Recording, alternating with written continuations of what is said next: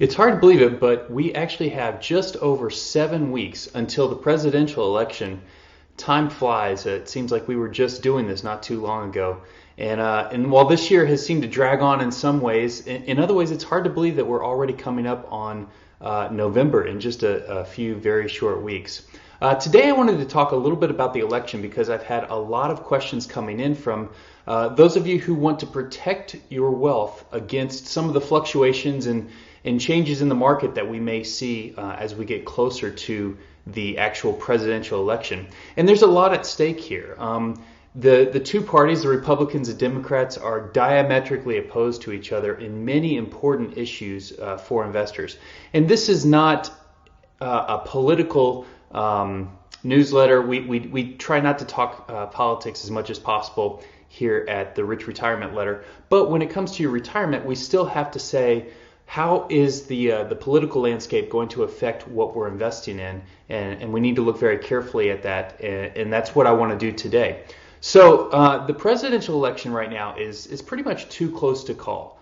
We've seen polls shift back and forth, and there's still a lot that could happen between now and November. So it's important to understand that we don't know exactly what's going to happen for the election, and so we need to be able to invest in a way that our investments will do well regardless of which party actually takes control. And remember, it's not just the presidential election that's at stake, but also who controls Congress, because that's a big part of what can and cannot get accomplished on a political sphere, who is in the Oval Office, and also who controls the Senate and the House of Representatives.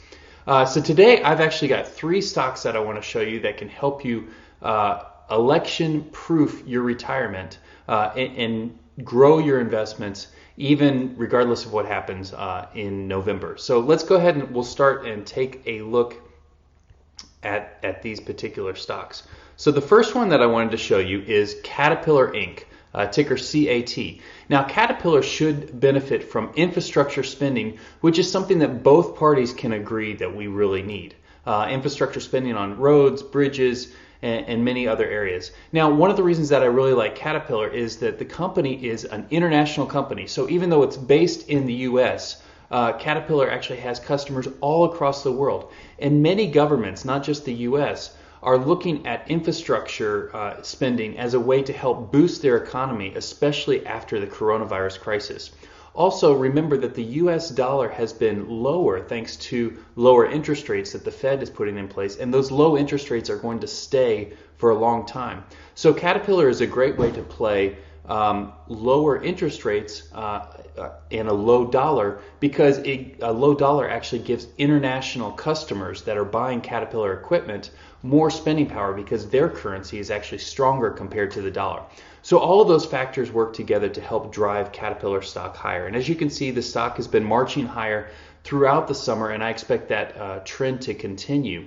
Now, Caterpillar actually pays a 2.7% dividend yield. So if you buy shares of CAT, you'll get paid quarterly along the way with a very good yield, and you can actually reinvest those dividends back into new shares of stock, which can help compound your growth even more quickly.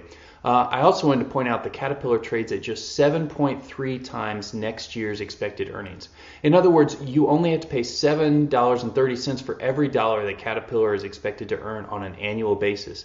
That's relatively cheap, and we're starting to see a shift away from some of the more expensive growth stocks to some of the more value stocks like Caterpillar. So it's involved in that trend as well. There are a lot of good things going for Caterpillar to help it election-proof your retirement.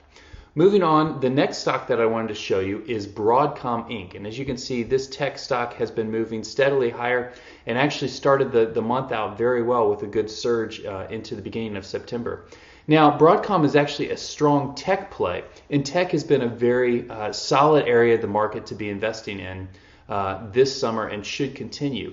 And that's because we just have so many technology advances that are working for us right now. And with the coronavirus crisis, we're having more and more people work from home. We're having companies really investing heavily in their technology infrastructure to make sure that they can get their data to employees to customers, to vendors, and so forth, regardless of what's going on with where people are coming into work. So Broadcom, ticker AVGO, is a big beneficiary of that, and that's going to continue regardless of what happens in the election. We're still going to see heavy investment in technology.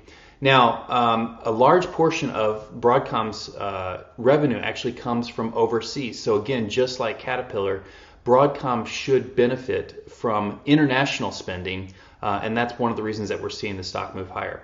Now, Broadcom also has a cheap valuation. It's trading at just 14 times next year's earnings. So again, this is not an expensive stock compared to the amount of profits that the company generates.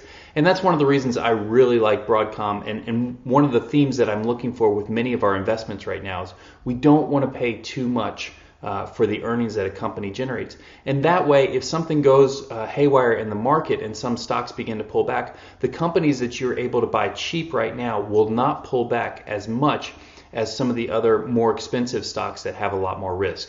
So Broadcom is a very good conservative play for you, and at the same time, it pays a 3.6% dividend yield. So you're getting paid very well to hold onto your shares of Broadcom. The final stock for you today is Lennar Corp, ticker LEN, and this is a home builder. And we know the housing market has been on fire lately, and there's a lot of reasons to expect the housing market to continue to advance. We've talked about the three drivers of the housing market several times, but I want to bring them back up again. It's a demographic shift, so we have a lot of millennials. The millennial generation it's the largest generation up to this point in history, and they are now in prime home buying the season of their life. And so we're seeing a lot of demand for new homes, and right now there's not enough supply to meet all of that demand. Lennar is building new homes to help grow that supply, and so they're in the driver's seat as far as being able to generate profits from the housing market. The second trend is simply low interest rates, and the Fed has committed to keeping interest rates low for quite some time, and that's going to happen regardless of what happens in the election in November. We're still going to see low interest rates, and that keeps mortgage rates low, which makes it easier for people to afford new homes. And finally, we're seeing an exodus from the urban concentrated cities because of the coronavirus crisis, but also that's just been a theme in general, is that people, as they can work from home, want to be able to live in a place that's a little bit farther away, have a little bit more space, and not be touching the same elevator buttons and handrails that everybody else is touching in a community or more of an urban setting. So Lennar is profiting from all of those trends. The stock has been moving steadily higher this year as housing stocks have just done quite well.